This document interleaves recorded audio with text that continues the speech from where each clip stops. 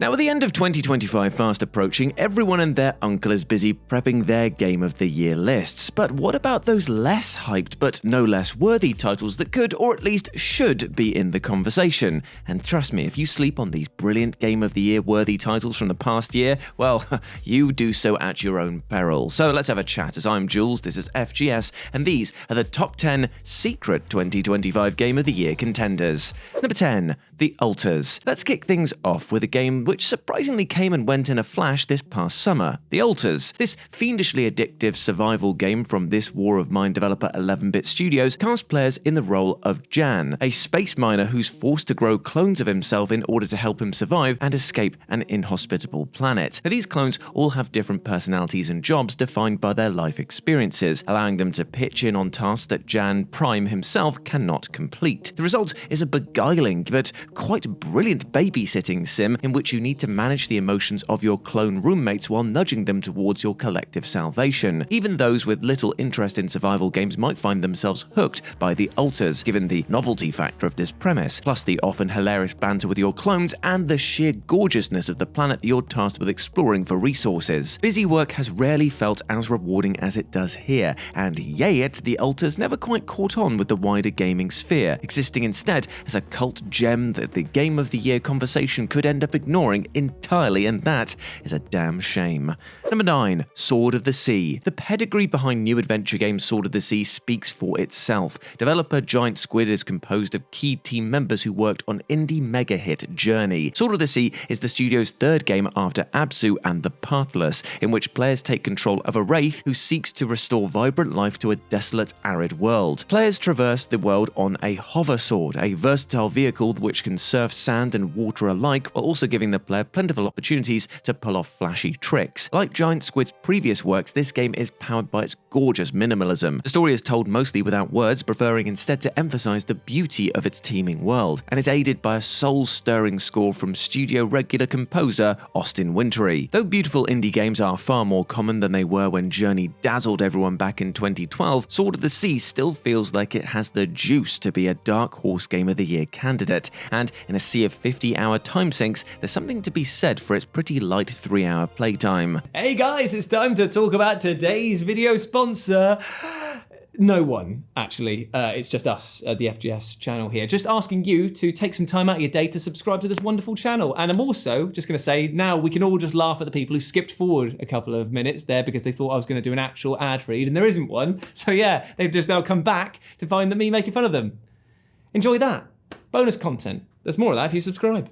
Number 8. Peak. Sometimes a game becomes a viable Game of the Year contender because it captures such a large slice of the gaming zeitgeist that it simply can't be ignored, and that should absolutely be the case with Peak. A ludicrously addictive co-op climbing game, Peak released totally out of nowhere back in June and swiftly became a word-of-mouth phenomenon, peaking, as it were, at an astonishing 170,000 concurrent Steam players in August. With up to 3 other players, you're tasked with ascending a mighty mountain after crash landing on a deserted island, but that's easier said than done. In addition to the treacherous terrain, you'll have to deal with rising fog which pressures you to climb faster, plus an ever-depleting stamina bar, hunger, poisonous flora and fauna, and the scariest thing of all, resource management.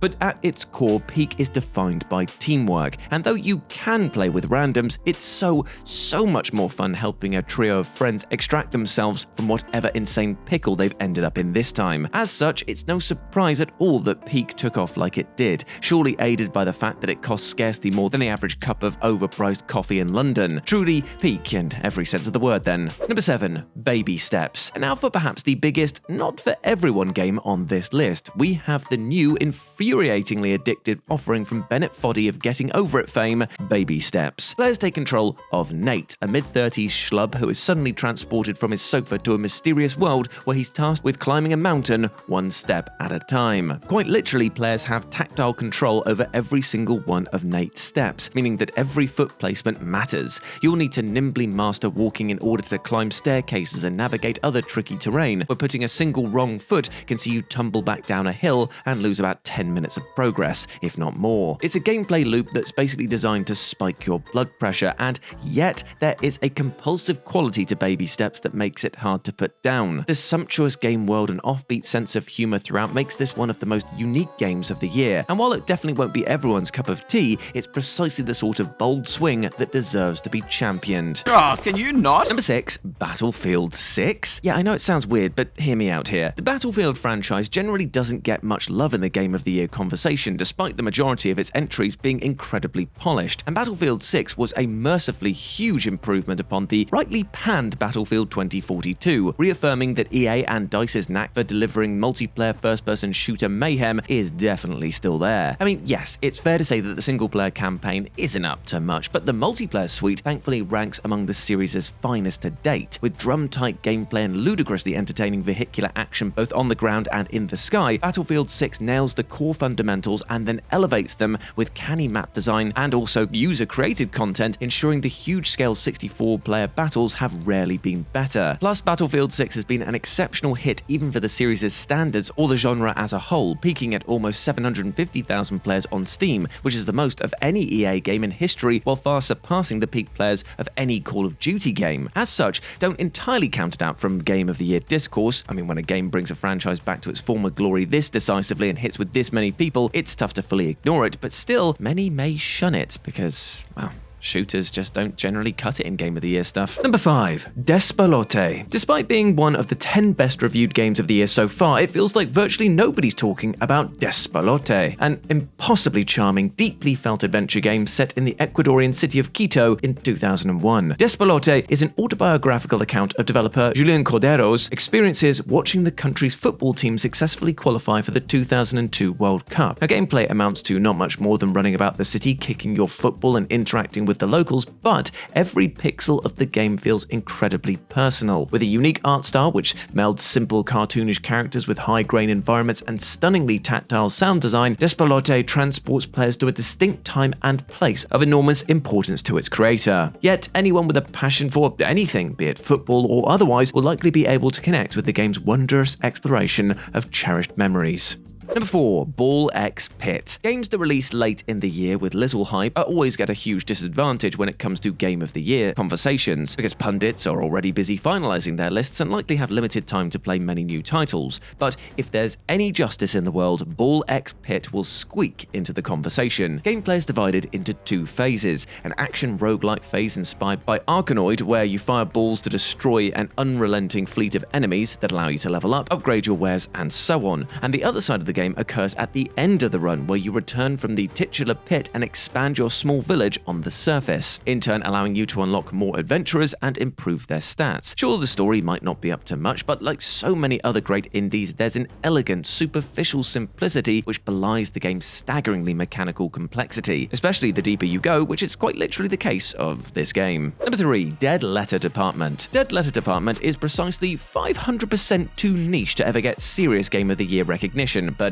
damn it all if it doesn't deserve it. An indie psychological horror game made by a small team of just a few developers, Dead Letter Department is all about typing. You play a data entry clerk tasked with reviewing undelivered mail and retyping anything that the automated systems can't recognize. There's an eerie, even Lynchian vibe from the very moment the game begins, but before long it's clear that something isn't quite right about your seemingly mundane job, considering some of the more unnerving materials that end up on your screen. All in all, Dead Letter Department is a masterful exercise in mood that is best played late at night with a great pair of headphones, but it does probably mean that you'll never look at your keyboard quite the same way again. For anyone who's ever worked a drab data entry job, the horrors within this game will ring all too true.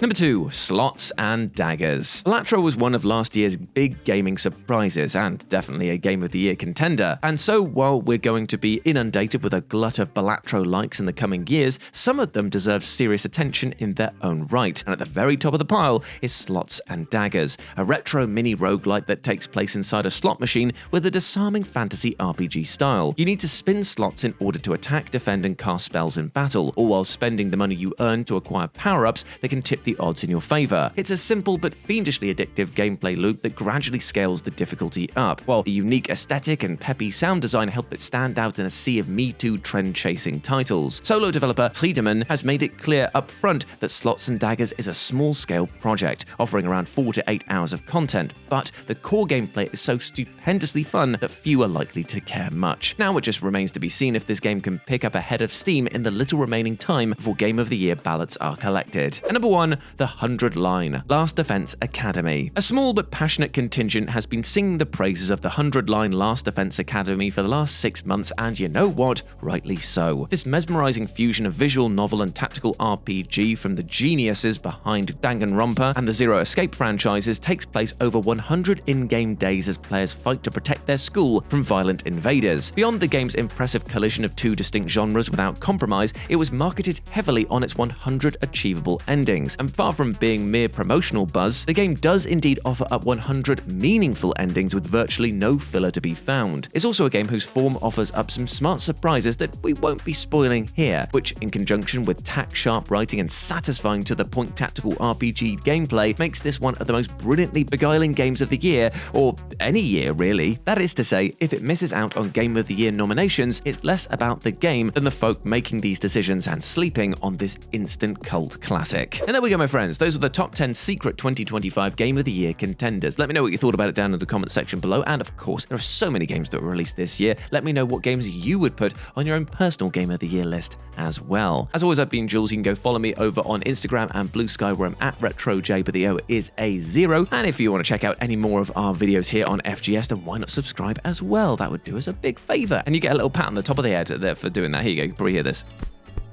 There you go. That was just for you for subscribing. Thank you very much. It's not condescending. That's just me. That's just being friendly. Mate. As always, I've been Jules. You have been awesome. Never forget that, my friends. And I'll speak to you soon. Bye.